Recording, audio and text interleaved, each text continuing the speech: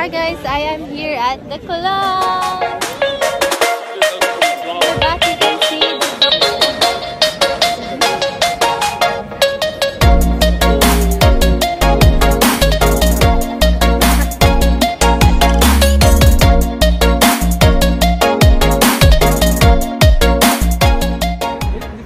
Napasugod nga ang aming team dito sa Köln, Germany para ma-experience ang popular nilang Weihnachtsmarkt or Christmas at my market. back you can see the dome, the church, the cathedral, the Colón dome, right? Isa nga sa nakakaaliw sa lugar na ito ay ang mga street artists na kung saan ay iginuguhit nila ang iba't ibang flags ng mga bansa sa hugis na puso gamit lamang ang makukulay na chalk. Free Palestine. Konti lang ng Philippines. Perfect circle pa to, no? Oh, sa harap. Isipin mo, kay may ruler siya. Ano siya? Perfect circle. Kung ano. Hindi ko napansin yan. Na perfect yung circle niya, no? Isa pa sa nakakamangha ay sa dami ng flags ay kabisado ng street artist ang mga flags na kanilang iguguhit. Wala po siyang gayahan. Pasaulo niya lang. Ayan, saksihan natin ang paglagay ni Ate Jude ng coins. Memorize na yung flag. Fly euro coins to the Philippines. Yeah. Pwede mo pa change para pandaba ko. Danke. Danke schön. Kaya kung isa ka sa mga nasiyahan or namangha sa ginagawa ng street artist na ito, ay maaari ka lamang maglaglag ng barya sa kung saang flag ang gusto mong paglagyan. Sa pamamagitan nito ay makakatulong ka na sa mga street artists na ito. Nagpatuloy na kami sa paglalakad at narito na kami sa harapan ng Weihnachtsmarkt Köln. Guys, bago makapasok pala sa Weihnachtsmarket, ay kailangan namin kailangan namin pumila. Unfortunately. Pakita mo sa gilid. Ayan. Ang haba ng pila.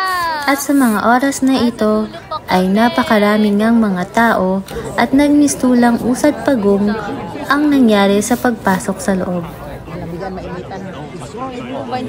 Pare-parehas lang. Sobrang crowded pala dito sa Köln. Sobrang crowded ng papasok sa Weihnachtsmarkt. Sige, gata na. Hindi ko nagsilip.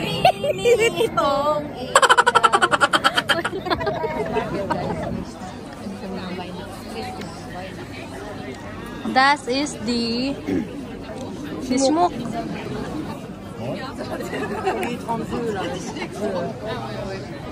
Handbrot. So ano yun? Kamay ng brot?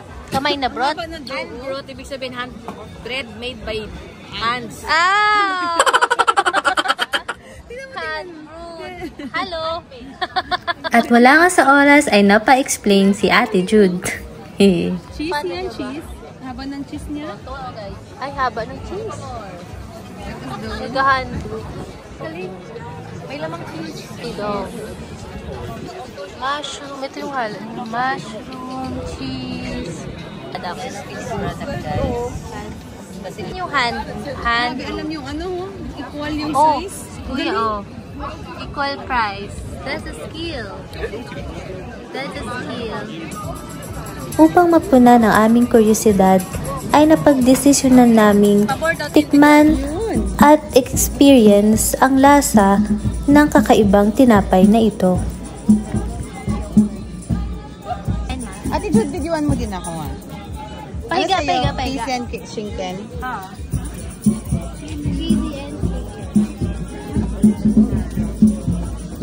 Wow.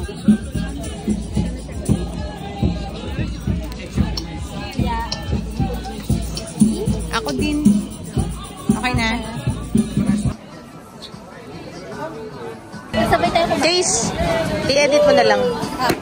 Sabay tayo. Yay! Beth? Hindi ko nga. Ganda. mangga. Sarap. Cheesy. Ano ako? Kaya sarap. Harap mo. Malamig pala. Harap mo. Harap. Sobrang sarap. Harap yung kinagatan mo. Malamig. Yun. Ulit, video. Hindi nga kami nabigo sa aming desisyon dahil tunay ngang napakasarap ng tinapay na ito. At dahil din sa mozzarella, ay nakaka-enjoy ito kainin. Guys, yung mga naglalakad, may dala sila mga food or inumin. So, kami din. Kapag maglalakad, magbablog at kumakain.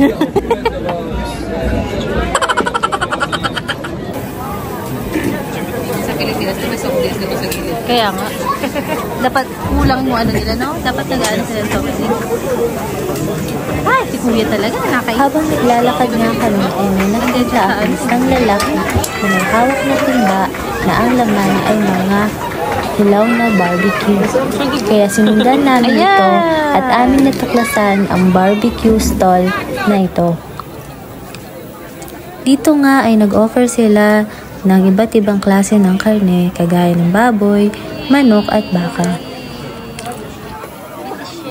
At syempre dahil sa curiosity ay hindi na rin kami nagpahuli at agad na rin kaming nag-order upang matikman ang barbecue stick na ala Germany.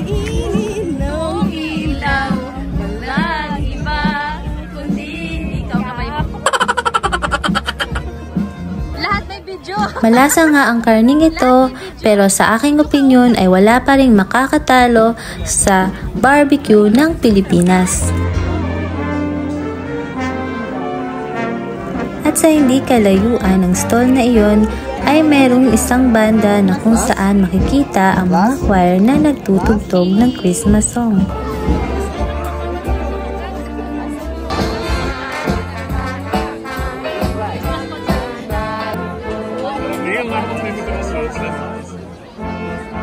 Guys, hindi na namin kinakaya. Ang daming tao.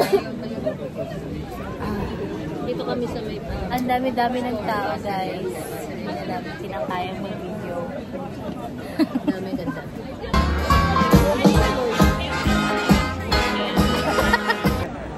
Sa wakas ay nakarating na kami sa dulo ng Binax Mart at dahil paggabi na rin ay minabuti na naming umuwi. So guys, that's it.